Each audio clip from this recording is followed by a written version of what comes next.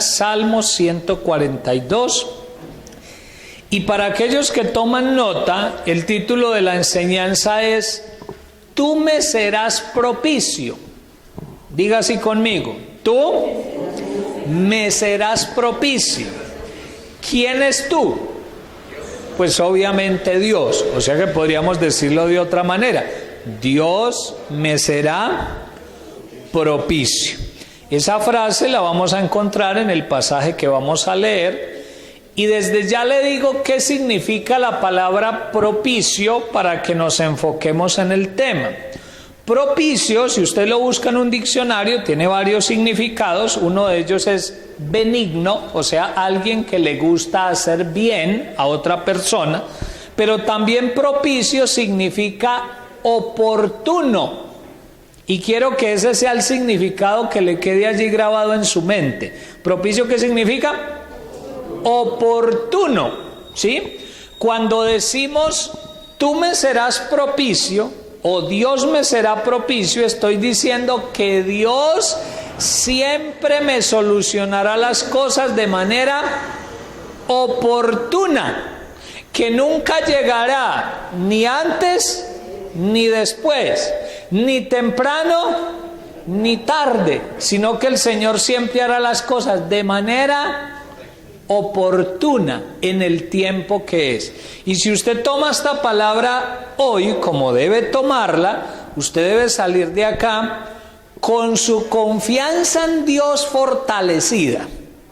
Si está viviendo alguna dificultad, usted podrá decir, bueno, yo salgo confiando que el Señor de manera oportuna me va a responder. En su momento apropiado, Él me va a dar la solución. Salmo 142, y solo vamos a leer desde el versículo 5 hasta el versículo 7. Voy a leer estos versículos, luego nos vamos a ir para el primer libro de Samuel, vamos a leer una historia allá, y luego volveremos a Salmos para terminar esta enseñanza. Salmo 142, 5, ¿lo tiene? Dice así: Clamé a ti, oh Jehová. Dije, tú eres mi esperanza y mi porción en la tierra de los vivientes. Escucha mi clamor porque estoy muy afligido. Líbrame de los que me persiguen porque son más fuertes que yo. Saca mi alma de la cárcel para que alabe tu nombre. Me rodearán los justos porque tú me serás propicio. Ahí es donde aparece la frase de la cual saqué el título de esta enseñanza. Quiero que note varias cosas. Yo le he contado que en los salmos, que son oraciones a Dios o poemas a Dios, pero hechos como una oración, se ve reflejada la situación que está viviendo la persona que escribe el salmo. O sea, si usted lee las palabras del salmo, eso es como una radiografía de cómo se encontraba el corazón de la persona que escribe los salmos.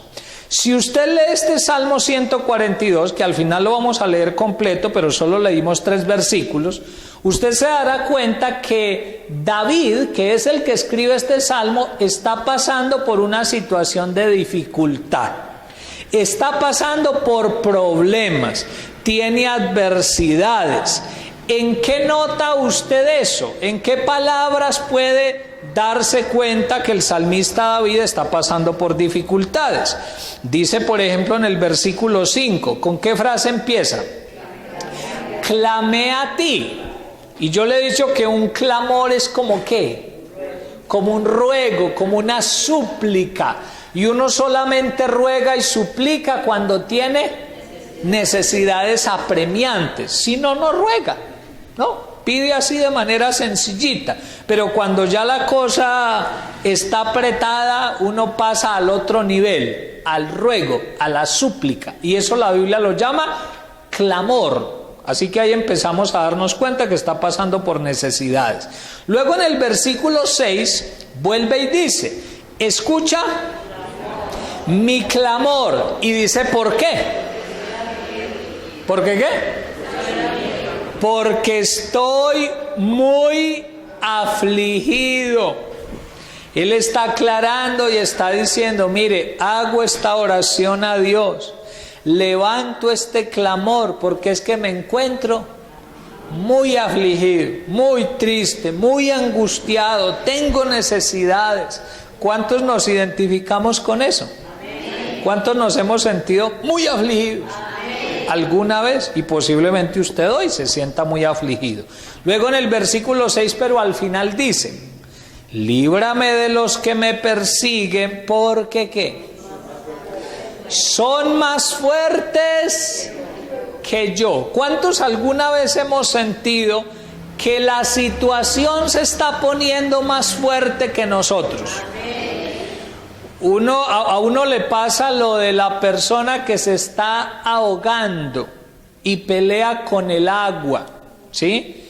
Ver a una persona que se está ahogando es desesperante, porque resulta que las fuerzas se le van acabando, ¿sí? Y puede que la persona sepa nadar, pero lucha y lucha al principio y llega un momento donde la corriente es más fuerte que él. Y es más o menos lo que está diciendo el salmista. Es como si dijera, mire, yo aguanté ya un ratico, pero resulta que ya la situación se me puso más violenta, más grande, más fuerte que yo. ¿Y eso qué significa? En lenguaje más colombiano es como decir, ya no voy a ser capaz. ¿Sí? ¿Cierto que sí? No me equivoco. Es como decir, vea, ya no voy a ser capaz, ya se me van a acabar las fuerzas, ya no voy a poder seguir adelante porque esto se me volvió más fuerte que yo. Y es allí donde hace una petición a Dios en el versículo 7. Quiero que la miren. ¿Cuál es la petición? Saca mi alma ¿de dónde? De la cárcel, para que alabe tu nombre. Me rodearán los justos porque tú me serás propicio. ¿Qué petición le hace el salmista a Dios? Que lo saque de la cárcel. Y yo le pregunto, ¿era que David había sido capturado? ¿Lo tenían por allá en un calabozo? No. Cuando él dice saca mi alma de la cárcel, note que la frase no dice saca mi cuerpo de la cárcel. O sea, su cuerpo no estaba en una cárcel, pero él está diciendo, Señor, siento mi alma en una cárcel. Señor, la tristeza, la aflicción, el dolor me han hecho sentir como si estuviera en una cárcel. Y por eso reconoce que el único que lo puede sacar es Dios. Y se dirige a Dios y le dice, Señor, por favor, saca mi alma de esta cárcel en la que me encuentro. Y dice, ¿para qué? ¿Para qué quieres salir de la cárcel? Dice, Señor, porque quiero alabar tu nombre. O sea, quiero tener muchos motivos, muchas razones para alabarte por haber sido sacado de la cárcel. Luego dice, me rodearán los justos porque tú me serás propicio. Y ya le expliqué qué significaba propicio. Oportuno. Entonces es como si dijera, Señor, yo sé que de la cárcel no salgo cuando yo quiera, sino cuando tú quieras ser propicio, cuando tú quieras ser oportuno. Cuando tú desees sacarme de la cárcel, Señor, tú me vas a sacar, yo confiaré en ti que tú serás oportuno. No me sacarás ni antes ni después, sino que en el momento que es, tú me darás la respuesta. Y mientras tanto, Dios va cumpliendo un proceso en nuestro corazón. Amén. Fíjese en algo. En ese capítulo, mire arriba en el título, ahí en su Biblia. El título debe decir, petición de ayuda ¿en qué? En medio de la prueba. Ese es el título del Salmo. Pero debajo de ese título hay unas letricas chiquiticas. ¿Sí las miran? Entonces dicen esas letricas, Masquil de David, oración que hizo cuando estaba ¿dónde? En la cueva. Le explicaba en estos días que la palabra masquil significa instrucción. Sí, es un salmo de instrucción, donde David está enseñando cómo confiar en Dios. Pero luego explica en qué situación se encontraba. Y eso nos ayuda a entender por qué es que él dice, saca mi alma ¿de dónde? De la cárcel. ¿Dónde estaba? Dice que en una cueva. Ahora nos vamos a dar cuenta el por qué, que estaba haciendo en una cueva. Dice las letricas pequeñitas, oración que hizo David cuando estaba ¿dónde? En la cueva. Ahora sí nos vamos a devolver al primer libro de Samuel. Devuélvase allá si es tan amable. En el capítulo 15. Y ahí vamos a empezar a mirar la historia de David para que lleguemos a la conclusión del por qué él dice que estaba en una cárcel. Vamos a mirar, primer libro de Samuel, capítulo 15. Y vamos a leer algunos versículos hasta el capítulo 24, no lo vamos a leer todo porque no acabaríamos. Yo solo le voy a ir dando unos versículos y los vamos a leer para poder entender esta historia. Mire acá si es tan amable, ahora leemos. Usted sabe que cuando llega el momento en que Israel pide un rey, Dios les concede ese deseo y nombra por rey ¿a quién? ¿Quién fue el primer rey de Israel? Saúl. Pero todos sabemos que Saúl no fue obediente delante del Señor. O sea, no valoró el privilegio que Dios le estaba dando de ser rey.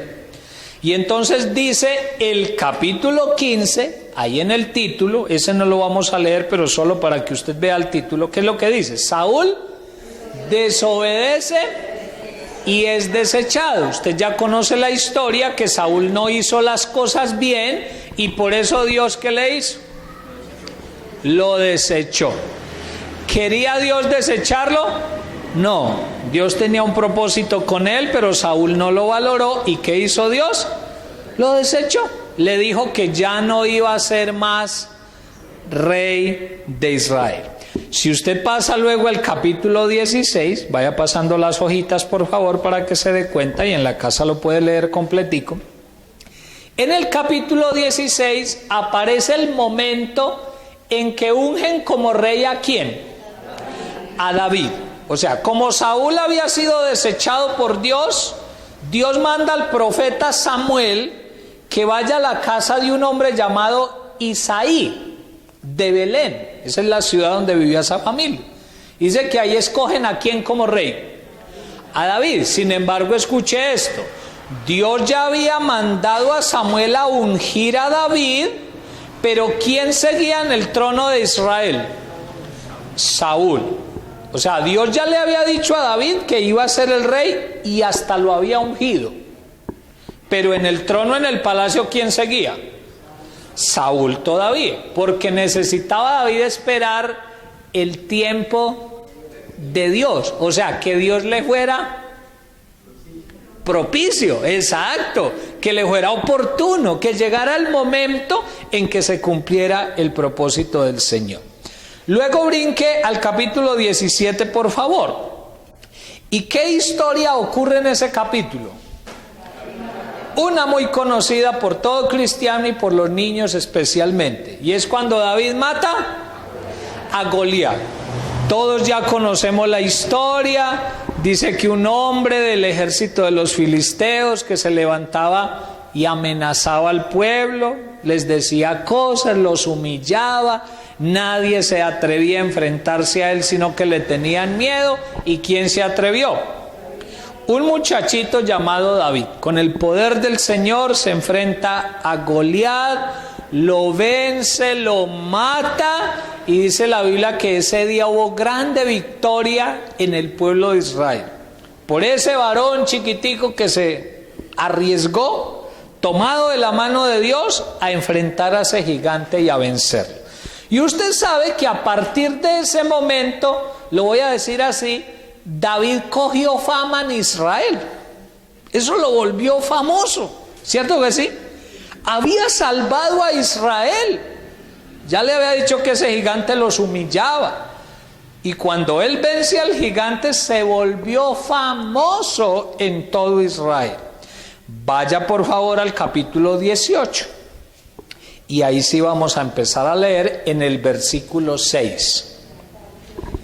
Primer libro de Samuel 18:6. ¿Lo tienen? Dice la palabra de Dios.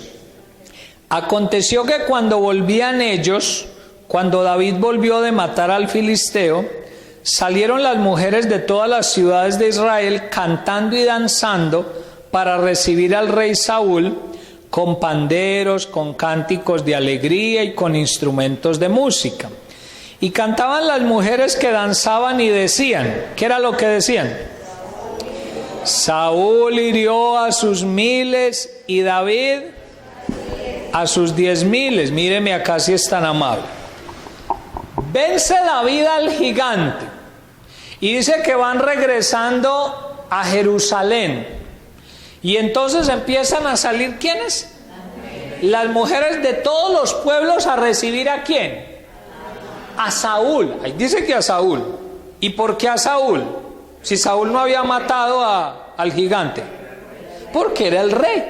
Y se consideraba que el triunfo era del rey. Aunque otro guerrero hubiese sido el que venciera al gigante. Pero dice que cuando las mujeres empezaron a salir, entonaron un cántico. Y el cántico tiene una particularidad porque dice que empiezan a cantar. Saúl hirió a sus 1000 y David a sus 10,000. Mire la comparación que están haciendo. Que mientras Saúl hirió a 1000, David hirió a 10,000. Ahora no me pregunte, pastor, de verdad los contaron.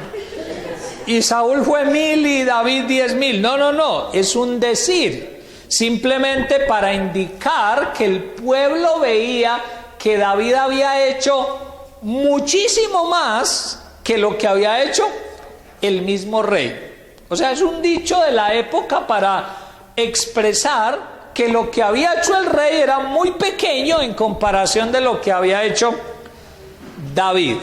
¿Qué ocasionó eso en el rey?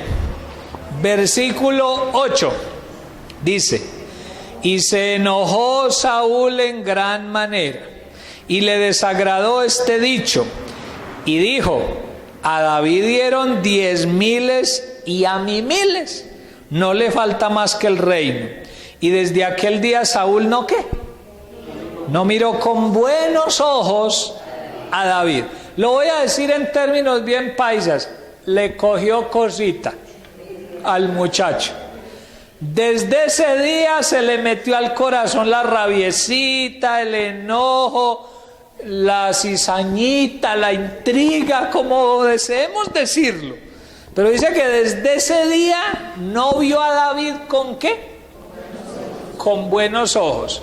Lo tremendo del asunto, nos vamos a dar cuenta en la historia, es que mire, estamos hablando de Saúl, un Saúl que tiene enojo y resentimiento con David, y resulta que David era el amigazo del hijo de Saúl, porque Saúl tenía un hijo llamado Jonatán, y dice que Jonatán y David eran pero de esos amigos fieles, tan amigos, por ahí dieron que uña y mugre, ¿cierto?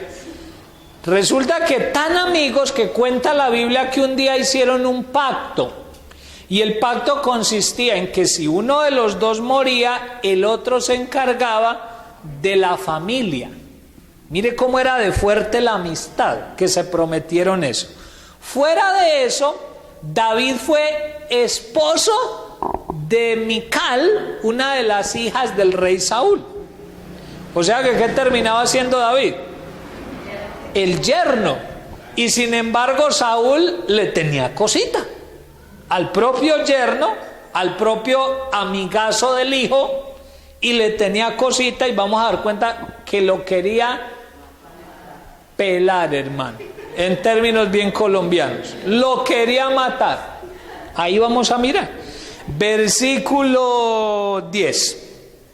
Aconteció al otro día que un espíritu malo de parte de Dios tomó a Saúl. ¿Por qué le vino ese espíritu? Por el rencor, por el resentimiento que tenía en ese momento. Y él desvariaba en medio de la casa. David tocaba con su mano como los otros días, y tenía Saúl la lanza en la mano. Y arrojó Saúl la lanza diciendo: enclavaré a David a la pared. Pero David lo evadió, ¿qué? 2 veces. Mire el amor que le tenía a ese suegro. Tremendo cariño, ¿cierto? Dice que cuando el espíritu malo venía sobre Saúl para atormentarlo, nos cuenta la Biblia, la solución que se usaba era que David, que era un adorador, empezaba a tocar alabanzas a Dios y le venía paz a Saúl. Pero en esta ocasión dice que Saúl, ¿qué hizo? No valoró eso, no le agradeció, sino que dice que antes tomó la lanza y ¿qué fue lo que dijo? Voy a clavar a ese muchacho en esa pared. ¿Cómo quedará bonito mi yerno allá? Dice que le tiró la lanza en 2 veces, pero David lo evadió, no lo pudo matar porque Dios tenía un propósito con él.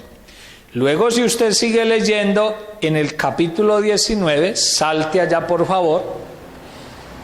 Ya le dije que me voy a saltar versículos porque si no, no acabaríamos, pero usted en casa, esa es la tarea para toda la semana, leer toda esa historia. Capítulo 19, ¿lo tiene? Dice: habló Saúl a Jonatán su hijo y a todos sus siervos para que ¿qué? Matasen a David. Mire el cariño que le tenía otra vez. Pero Jonatán, hijo de Saúl, amaba a David en gran manera y dio aviso a David diciendo: Saúl mi padre procura matarte, por tanto cuídate hasta la mañana y estate en lugar oculto y escóndete. Y yo saldré, y estaré junto a mi padre en el campo donde estés, y hablaré de ti a mi padre y te haré saber lo que haya. Y Jonatán habló bien de David a Saúl su padre y le dijo: no peque el rey contra su siervo David, porque ninguna cosa ha cometido contra ti, y porque sus obras han sido muy buenas para contigo, pues él tomó su vida en su mano y mató al filisteo, y Jehová dio gran salvación a todo Israel. Tú lo viste y te alegraste. ¿Por qué pues pecarás contra la sangre inocente matando a David sin causa? Y escuchó Saúl la voz de Jonatán y juró Saúl: vive Jehová que no morirá. Y llamó Jonatán a David y le declaró todas estas palabras, y él mismo trajo a David a Saúl y estuvo delante de él como ¿qué? Como antes. O sea, en esas que Saúl lo quería matar, porque en el versículo 1 dice claramente que ¿cuál fue el comentario de Saúl a Jonatán y a sus siervos? Que lo mataron. Por eso repetiré mucho esta frase: mire cómo lo quería Saúl, tanto que lo quería matar. Y Jonatán, como si amaba a David, dice que va donde Saúl su padre, que al mismo tiempo era el rey, y le dice: venga papá, ¿qué le hizo David? Si resulta que él antes mató ¿a quién? Al gigante, salvó a Israel, no ha cometido ningún pecado. ¿Qué le ha hecho a usted? ¿Por qué lo quiere matar? Y dice que por un tiempo lo convenció. ¿Y qué dijo Saúl? Dijo: vive Jehová que no va a morir. Eso es un juramento. En la Biblia eso es un juramento, ¿cierto? Cuando decían vive Jehová, estaban jurando que eso no iba a pasar. Pero eso sucedió solo por algún tiempo. Mire lo que dice en el versículo 8. Después hubo de nuevo guerra, y salió David y peleó contra los filisteos y los hirió con gran estrago, y huyeron delante de él. Y el espíritu malo de parte de Jehová vino sobre Saúl, y estando sentado en su casa tenía una lanza a mano mientras David estaba tocando.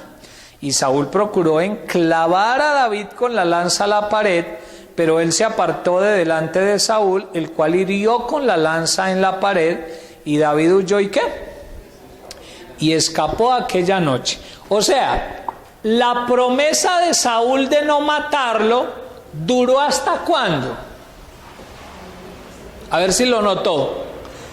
Hasta que David volvió a salir a la guerra, le empezó a ir bien en la guerra, y como que eso levantó otra vez la fama de David en el pueblo. ¿Y en Saúl qué ocasionó? Otra vez la rabiecita. otra vez la cizaña. ¿Cómo? Que ese muchacho está cogiendo fama otra vez. Y por eso dice que otra vez vuelve a venir el espíritu a atormentarlo. Otra vez David empieza ¿a qué? A tocar los instrumentos para que le viniera paz, la calma a Saúl. ¿Y qué volvió a hacer Saúl? ¿Le agradeció? Dijo, lo voy a clavar. Fallé en las dos primeras, en esta sí. Y dice que le tocó evadirlo nuevamente y deja claro la palabra que la lanza dañó la pared. ¿Sí lo notó? ¿Y por qué la Biblia deja claro esas cosas? Para que miremos que la intención de Saúl no era golpearlo con el palito. Ay, dale un golpecito y que le salga un morado. No, las ganas era matarlo. Y David ya en esta ocasión se salva, pero ¿qué hace? Escapa. O sea, ya ahí no se pone a decir, no, yo me voy a quedar, no. ¿Ahí qué hace? Huye. Dice, aquí sí tengo que irme porque este hombre de verdad me va a ¿qué? A matar. Capítulo 20, no lo vamos a leer, pero mire el título. ¿Qué dice el capítulo 20? Amistad de David y Jonatán. Usted lo puede leer en su casa, donde simplemente nos relata la amistad tan fuerte que tenían estos dos varones. Luego, capítulo 21, ahí sí vamos a leer, por favor búsquelo. ¿Lo tiene? Voy a leer, dice: y vino David a Nob, al sacerdote Ahimelech, y se sorprendió a Ahimelech de su encuentro y le dijo: ¿cómo vienes tú solo y nadie contigo? Y respondió David al sacerdote Ahimelech: el rey me encomendó un asunto y me dijo: nadie sepa cosa alguna del asunto a que te envío y lo que te he encomendado. Y yo le señalé a los criados un cierto lugar. Ahora pues, ¿qué tienes a mano? Dame 5 panes o qué, o lo que tengas. Le voy explicando. David huye y llega donde un sacerdote, y el sacerdote lo primero que hace es preguntarle que por qué anda solito. ¿Sí? Usted sabe que David, aunque no se había subido al trono, era un hombre de guerra y siempre andaba acompañado, andaba escoltado, digámoslo así. Y cuando va donde el sacerdote, a él le pareció raro que David viniera solo, y David le metió una mentira. No sé si lo notó, ¿sí? Llega y dice, no, es que, él no le dice, no, es que estoy escapado porque el rey me quiere matar. No, todo lo contrario. Dice, no, es que el rey me encomendó una misión, pero vea, confidencial, secreta, no puedo decir nada. Por eso le dije a los criados que se quedaran por allí. Yo ahora voy y me encuentro con ellos, y le pide comida. O sea, le dice, venga, tiene comida. Ahí usted va a ver en la historia que le da unos panes para que coman esos varones. Brinco otros versículos. Versículo 8, para que podamos avanzar. ¿Lo tienen? Y David dijo a Ahimelech: ¿no tienes aquí a mano lanza o espada? Porque no tomé en mi mano mi espada ni mis armas, por cuanto la orden del rey era apremiante. Y el sacerdote respondió: la espada de Goliat el filisteo, al que tú venciste en el valle de Ela, está aquí envuelta en un velo detrás del efod. Si quieres tomarla, tómala, porque aquí no hay otra sino esa. Y dijo David: ninguna como ella, dámela. Y levantándose David aquel día, huyó de la presencia de Saúl y se fue ¿a dónde? A Aquis, rey de Gad. Vuelvo y le explico. Mientras está hablando con el sacerdote, queda en evidencia que David había tenido que salir tan rápido que no había alcanzado ni siquiera a llevar ¿qué? La espada. Se había ido desarmado. Y le pregunto, ¿era normal que David andara desarmado? No, porque ya hemos dicho que era un hombre de guerra. Él andaba con su arma, que en ese tiempo lo más sofisticado que era, una espada. Y va y le dice al sacerdote: venga, no tiene una espadita por ahí, que es que vea, me tocó salir corriendo a cumplir la orden del rey y no tengo arma. Y el sacerdote le dice, pues la única espada que hay ahí es la del filisteo, la de Goliat, el que usted venció. ¿Y qué dice David? Dice, ¿cómo? Esa es la mejor, deme esa. Porque él ya estaba previendo que le iba a venir peligro. O sea, el hecho de que esté buscando un arma es que él ya sabe que ¿qué? Que lo pueden matar, que está corriendo un peligro. Y le voy diciendo esas cosas para que usted vaya notando que qué está haciendo la situación con David. Lo está acorralando, como a veces nos pasa a usted y a mí, que se nos viene una situación y detrás de esa otra y otra y otra, y uno va sintiendo que lo van poniendo en la esquina y lo van acorralando y uno ya no tiene como para dónde echar, ¿sí? Y por eso al final él terminó diciendo, saca mi alma de la cárcel, porque se sentía acorralado totalmente. Versículo 11. Y los siervos de Aquis le dijeron, ¿no es este David el rey de la tierra? ¿No es este de quien cantaban en las danzas diciendo, hirió Saúl a sus 1000 y David a sus 10,000? Y David puso en su corazón estas palabras y tuvo gran temor de Aquis, rey de Gat. Y cambió su manera de comportarse delante de ellos y se fingió como loco entre ellos. ¿Y qué más hacía? Escribía en las portadas de las puertas y dejaba correr la saliva por su barba. Y dijo Aquis a sus siervos, he aquí, veis que este hombre es demente, ¿por qué lo habéis traído a mí? ¿Acaso me faltan locos para que hayáis traído a este que hiciese de loco delante de mí? ¿Había de entrar este en mi casa? ¿Por qué le leo eso, hermano? Mire a dónde había llegado la situación. David huye a otro pueblo, donde otro rey, pero él sintió que allá también corría peligro y le tocó hacerse que era loco. Dice ahí claramente que fingió ser loco, que escribía en las portadas de la ciudad y que hasta la saliva le corría por la barba, ¿cierto? No va a imitar eso, no, se ve mal, ¿cierto? A menos que sea algo del Señor. Pero a él le tocó hacerlo para preservar su vida. Se sentía tan acorralado que le tocó hacer esto para poder librarse de esta situación. Capítulo 22, mire lo que pasa. Acá llegué donde quería llegar. Yéndose luego David de allí, huyó ¿a dónde? A la cueva de Adulán. Y cuando sus hermanos y toda la casa de su padre lo supieron, vinieron allí a él. Me detengo otra vez. En el Salmo 142 que leímos ahora, en las letricas chiquiticas arriba, ¿qué decía? Que esa fue una oración, ¿qué? Cuando David estaba en la cueva. ¿En cuál cueva? En esta que está diciendo, la cueva de Adulán. O sea que hasta en la cueva le compuso salmos a Dios. Qué bonito. No se bloqueó, digamos esa palabra, porque a veces la gente con los problemas se bloquea, ¿cierto? Se paraliza, ni oran, ni leen la Biblia, no van a culto, la fe se les viene al piso. Pero acá vamos a ver un hombre que aunque estaba en la cárcel y aunque tenía problemas, él alababa a Dios. Y él mantenía la confianza en Dios. Dice que se metió en una cueva y que cuando los parientes lo supieron, ¿qué hicieron? Vinieron donde él. Mire quiénes les llegaron. Versículo 2. Y se juntaron con él todos los ¿qué? Los afligidos.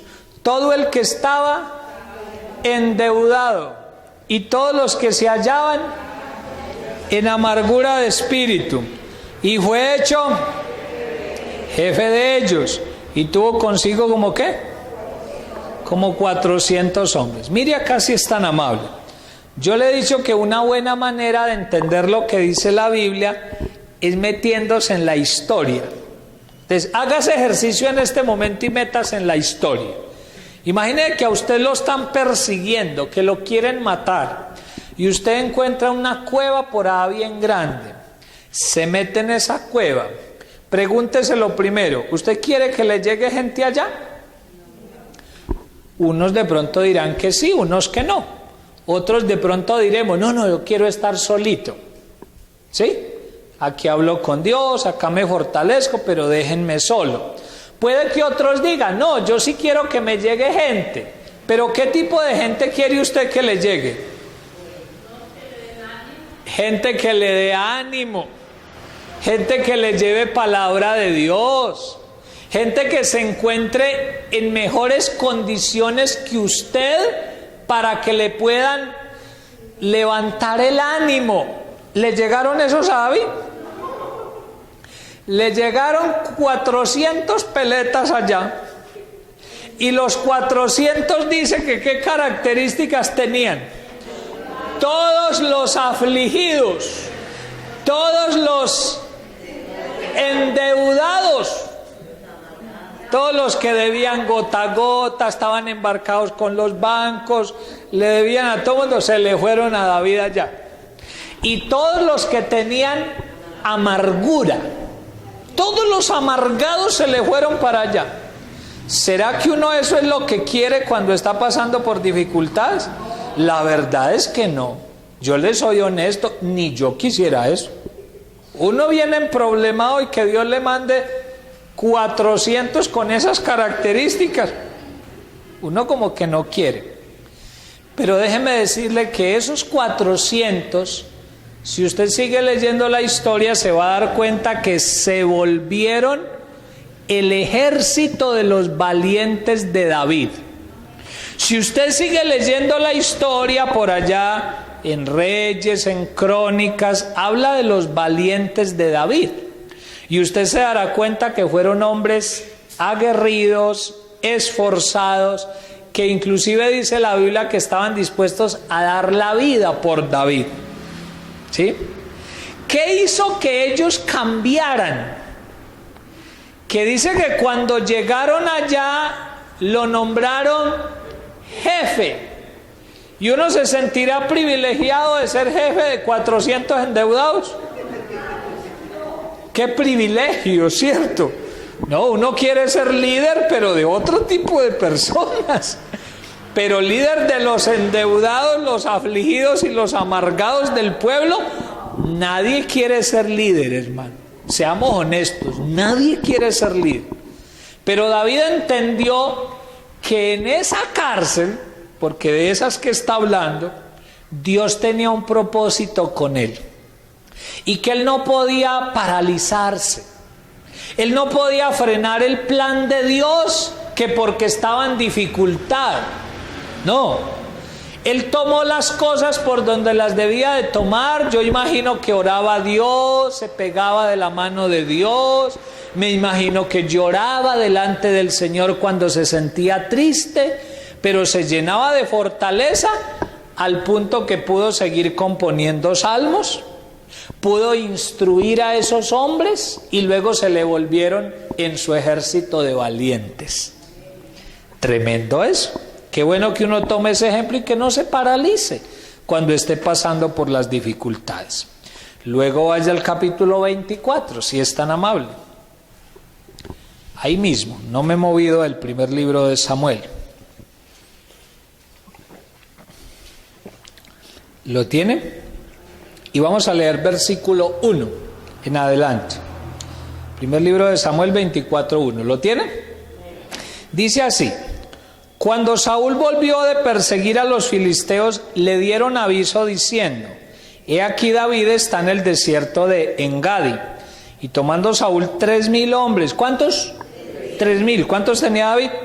400. Dice: tomando Saúl 3,000 hombres escogidos de todo Israel, fue en busca de David y de sus hombres por las cumbres de los peñascos de las cabras monteses. Y cuando llegó a un redil de ovejas en el camino donde había una cueva, entró ¿quién? Saúl en ella para cubrir sus pies. Y David y sus hombres estaban sentados ¿en dónde? En los rincones de la cueva. Le voy explicando, mire. Es bueno hacer interpretación bíblica. Dice que Saúl va con 3.000 hombres por las montañas buscando ¿a quién?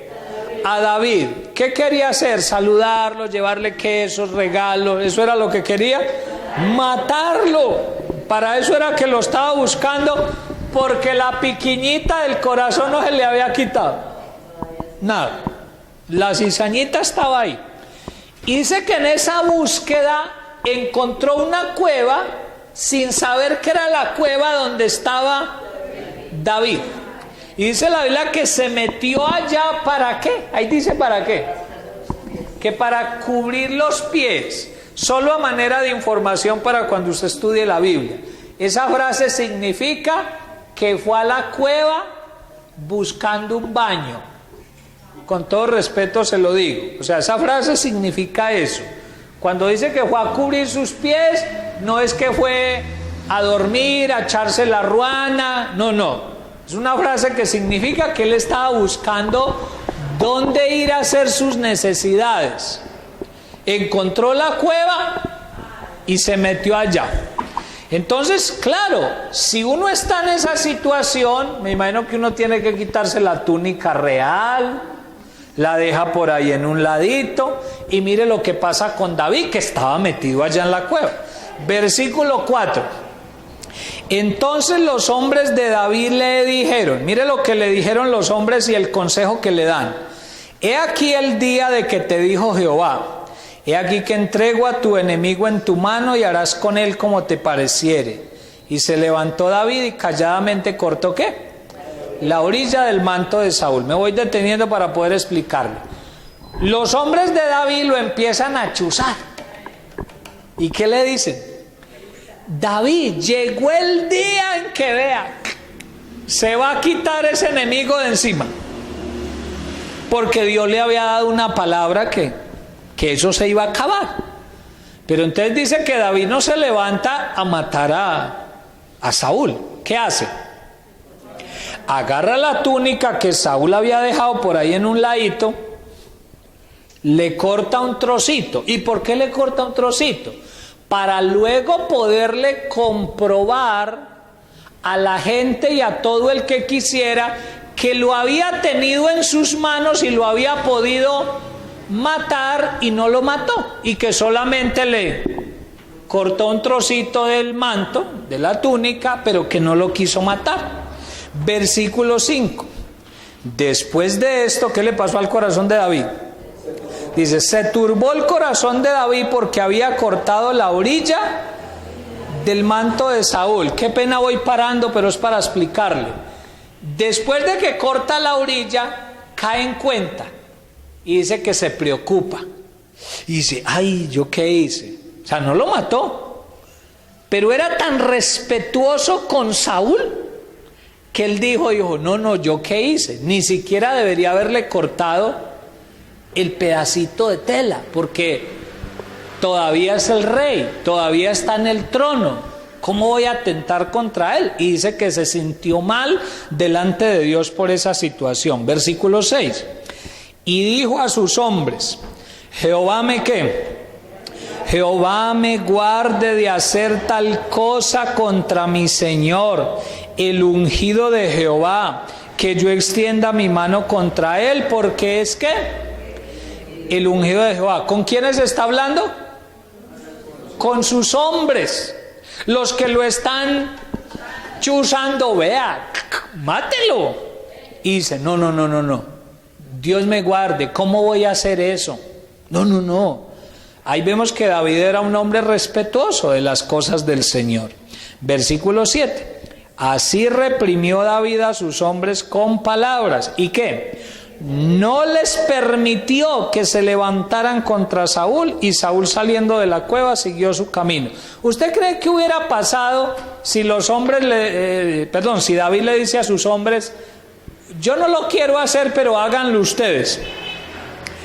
Hermano, 10 o 20 de esos 400 se le van encima y lo matan.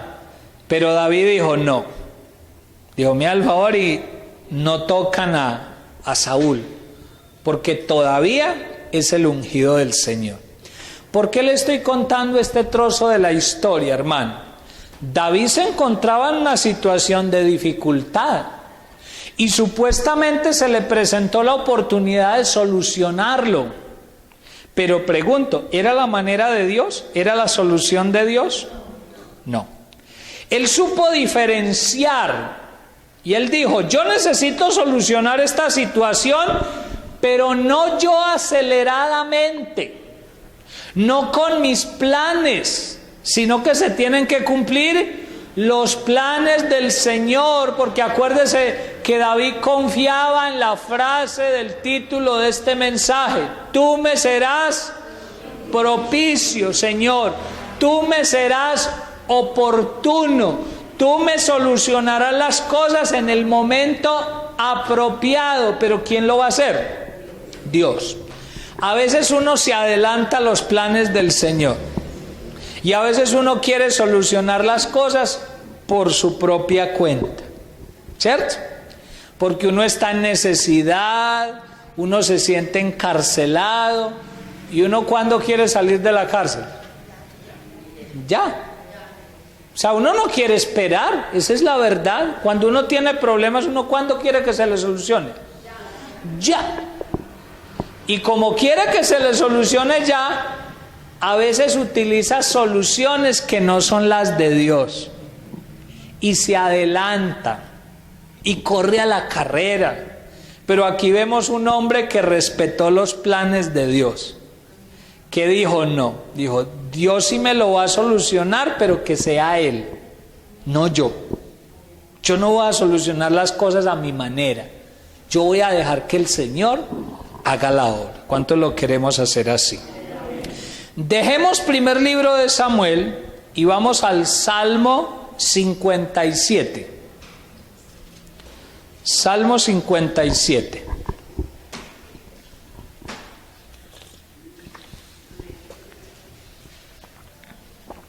Y vamos a leer ese salmo, luego vamos al 142 y ahí vamos a terminar ya. Salmo 57, ¿lo tiene? Bueno, fíjese otra vez en las palabras chiquiticas debajo del título. Dice, al músico principal, sobre no destruyas, que parece ser una canción de la época. Y luego dice, Mictán de David, ¿cuándo qué? Cuando huyó de delante de Saúl a la cueva. O sea que otra vez aparece un salmo cuando David estaba en situación de dificultad y que tiene que ver con esta misma situación de la cueva. Vamos a ver qué dice en el salmo, versículo 1. Ten misericordia de mí, oh Dios, ten misericordia de mí, porque en ti ha confiado mi alma. Y en la sombra de tus alas me ampararé hasta que ¿qué? Hasta que pasen los quebrantos. A ver, le pregunto y usted me va diciendo, ¿le habían pasado ya los quebrantos? No, está diciendo hasta que pasen. O sea que no le habían pasado, tenía problemas. Pero él sigue diciendo, Señor, yo confío en ti. Y en la sombra de tus alas me voy a ¿qué? Amparar, o sea, que significa me voy a proteger. Uno puede tener quebrantos, pero no puede dejar de confiar en el Señor y de saber que el Señor es nuestro amparo. Versículo 2, clamaré al Dios altísimo, al Dios que me favorece. Y escuche este verso 3, Él enviará desde los cielos y ¿qué? Y me salvará de la infamia del que me acosa. Dios enviará su misericordia y su verdad. Mire la confianza que tenía David. Está pasando por dificultades, pero ¿cuál es la confianza? Dice, Dios enviará desde los cielos su salvación, su verdad, su misericordia. Él me librará de toda infamia del que me está acosando. Él confiaba que Dios iba a ser propicio, que Dios iba a ser oportuno, que Dios desde los cielos iba a mandarle la solución. Yo pregunto, ¿cuántos confiamos realmente en eso? Esa frase Él enviará desde los cielos, es más o menos como decir lo siguiente, y excúseme que tome el ejemplo de algunos nombres de ustedes, es simplemente un ejemplo. Es como si dijera, mire, la solución no me va a llegar ni por Jamie, ni por Anderson, ni por la hermana Tránsito, ni por Mirella, ni por Olga, sino que yo sé que la bendición me va a llegar, es por la mano del Señor. Eso se llama dependencia de Dios. Porque a veces uno está en la cárcel y uno quiere que todo el mundo venga y lo saque de la cárcel. Pero se le olvida que el único que lo va a sacar es Dios. Y Él acá lo reconoce y Él dice, Señor, tú enviarás desde los cielos tu salvación. Tú eres el que me vas a ayudar, tú eres el que me vas a sacar. Versículo 4. Mi vida está entre leones. Estoy echado entre hijos de hombres que vomitan llamas, sus dientes son lanzas y saetas, y su lengua espada aguda. ¿Sería que David estaba durmiendo entre dragones? Obviamente que no, es una forma de decir que la gente que lo perseguía era gente peligrosa, que le quería hacer daño. Verso 5. Exaltado sea sobre los cielos, oh Dios, sobre toda la tierra sea tu gloria. Red han armado a mis pasos, se ha abatido mi alma. Acuérdese que la palabra abatir significa como sentirse derrotado. O sea, lo que él está diciendo es que ya se siente como derrotado. Hoyo han cavado delante de mí, en medio de él han caído ellos mismos. Pero mira lo que dice en el 7. Pronto está mi corazón, oh Dios. Mi corazón está ¿qué? Dispuesto. ¿Y dispuesto a qué? Cantaré y trovaré salmos. Despierta, alma mía, despierta, salterio y arpa. Me levantaré de mañana, te alabaré entre los pueblos, oh Señor. Cantaré de ti entre las naciones, porque grande es hasta los cielos tu misericordia y hasta las nubes tu verdad. Exaltado sea sobre los cielos, oh Dios, sobre toda la tierra sea tu gloria. Qué hermoso ese salmo, porque él está diciendo que todavía tiene quebrantos, que lo persiguen, que lo quieren matar, pero él al final dice, Señor, pero mi corazón está dispuesto para seguirte alabando a ti. O sea, en medio de las dificultades, Señor, yo seguiré cantando, yo te seguiré alabando. No sé si lo notó que dice, me levantaré de mañana. O sea, Señor, no le voy a hacer caso a la depresión que me produce el problema. Dice, no, yo voy a madrugar a alabar al Señor, porque yo sé que el Señor me va a ayudar. Y qué bueno encontrar gente así, que aunque se sienta en la misma cárcel de problemas, sigan diciendo, yo voy a alabar al Señor. Yo no le voy a bajar la guardia a buscar de Dios, porque sé que el Señor me va a responder. Y vayamos al Salmo 142, que fue donde empezamos, y ahí vamos a terminar. Salmo 142.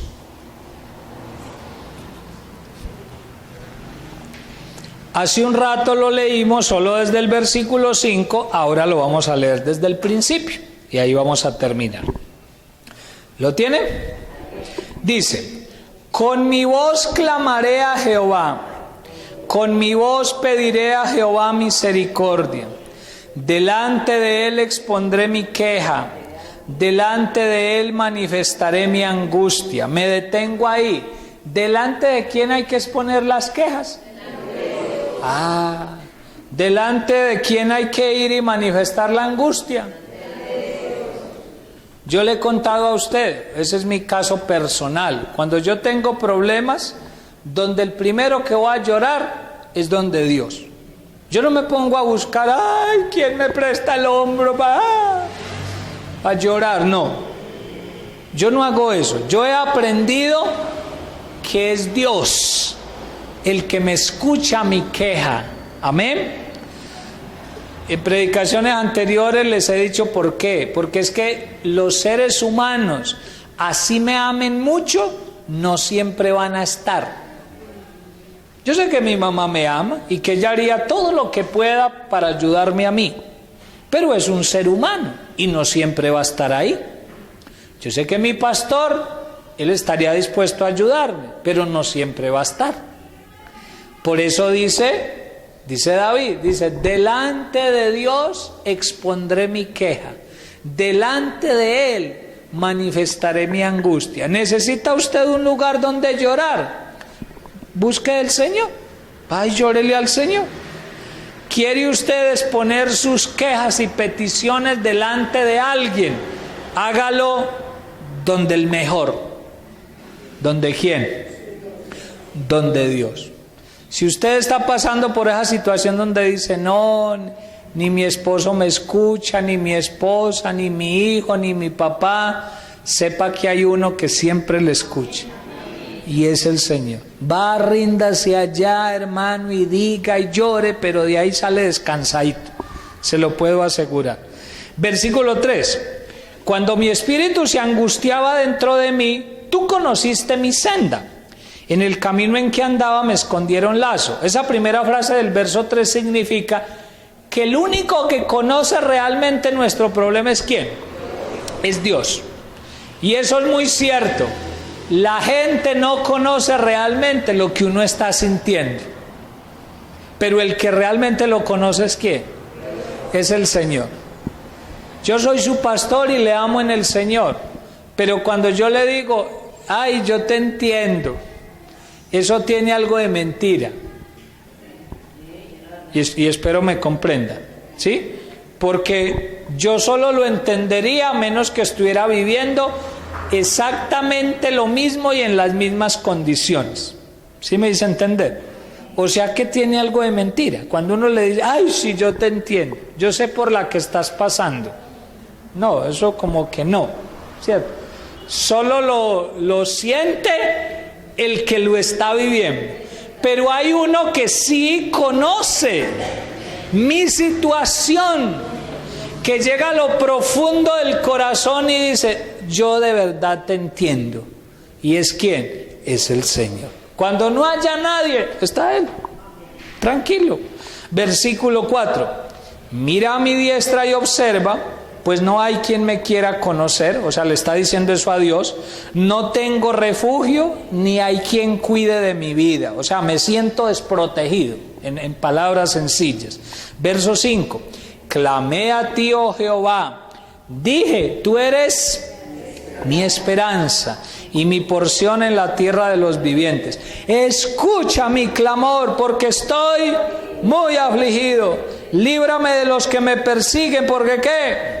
Son más fuertes que yo. Eso ya lo explicamos al principio. Y termina diciendo, saca mi alma de la cárcel para que alabe tu nombre. Me rodearán los justos porque tú me serás propicio. ¿Por qué termino con lo que empecé? Para que quede marcado en la mente la enseñanza de hoy, de que si usted y yo estamos en alguna cárcel, o carcelita o carcelota, yo no sé, ¿cierto? La de todos será diferente. Algunos dirán, no, pastor, la mía es chiquitica, todavía aguanto. Otro dirá, no, pastor, la mía sí me metieron en el calabozo de más adentro, me apagaron la luz, está húmedo, de todo. Pero sea cual sea su situación, dígale al Señor lo que dijo el salmista. Señor, saca mi alma de la cárcel. Señor, el único que me puede sacar de esa cárcel eres tú, confío en ti, sácame de allí para que yo alabe tu nombre. Y crean la última frase, porque tú me serás propicio, que significa tú me serás oportuno. ¿Cuántos creemos que Él va a ser oportuno? Que no va a llegar ni antes ni después. A veces uno hace oraciones como esta, ay Señor, apresúrate a socorrerme rapidito, Señor, que ya no aguanto más. Pero si el Señor no ha dado la solución, le puedo asegurar que es porque todavía no ha llegado el momento oportuno. Pero llegará, porque el Señor es propicio y porque el Señor siempre nos responde. ¿Cuántos vamos a esperar en Él? Vamos a orar. Todo el que necesite de esta oración, póngase en pie. como siempre acostumbro decirle, trate de esforzarse y levantar sus manos al Señor. Puede que en esa cárcel en que usted esté, a uno ni ganas le dé de levantar las manos, pero haga el esfuerzo y dígale al Señor: Señor, en esa cárcel yo alabo tu nombre. Señor, tú conoces nuestras necesidades, tú sabes que estamos viviendo cada uno de nosotros. Señor, mira la vida de cada hermano, de cada hermana, y mira la cárcel en que cada uno nos podamos encontrar. Señor, hay problemas, hay adversidades, hay enfermedades, hay situaciones económicas difíciles, hay problemas familiares, y eso nos hace sentir encarcelados, Señor. Pero sé que esta historia de David nos ha servido para que podamos decir: saca mi alma de la cárcel para que alabe tu nombre, porque tú me serás propicio, Señor. Hoy recordamos que tú no llegas ni antes, ni después, ni temprano, ni tarde. Hoy recordamos que tú eres Dios y eres oportuno, tú eres propicio, tú eres exacto, Señor. Tú llegarás en el momento indicado y nos socorrerás y nos sacarás adelante. Hermano, levanta tus manos y dile al Señor: Señor, me lleno de confianza en esta mañana. Señor, a pesar de los problemas, a pesar de lo que me esté acorralando, a pesar de la cárcel en la que me encuentre, yo confío en ti. Sigo diciendo que eres mi esperanza. Sigo diciendo que mi confianza está puesta en ti, Señor. Aunque me rodeen las dificultades, yo confiaré en el Señor. No me adelantaré a los planes de Dios. No haré las cosas por mi cuenta, porque saldré cometiendo errores. No voy a hacer eso. Voy a respetar los planes de Dios. Voy a esperar el tiempo de Dios. Y Dios siempre me dará una respuesta, porque Él es fiel. Él es amor, Él es mi pastor, Él siempre nos socorrerá. Señor, yo declaro en victoria a cada hermano, a cada hermana, cada familia que está aquí representada. Mira las familias que han tenido problemas en estos días. Mira los que tienen a sus familiares enfermos en las clínicas, en los hospitales. Hoy declaramos que nos liberes de toda situación, que nos saques, Señor, de la cárcel para que alabemos tu nombre.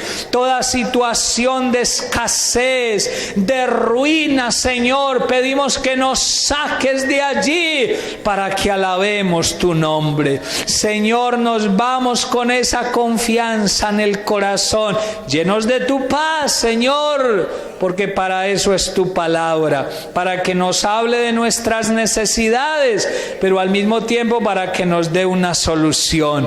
Y hoy tomamos esa solución y te damos gracias. En el nombre de Jesús. Amén y amén. Dale un aplauso.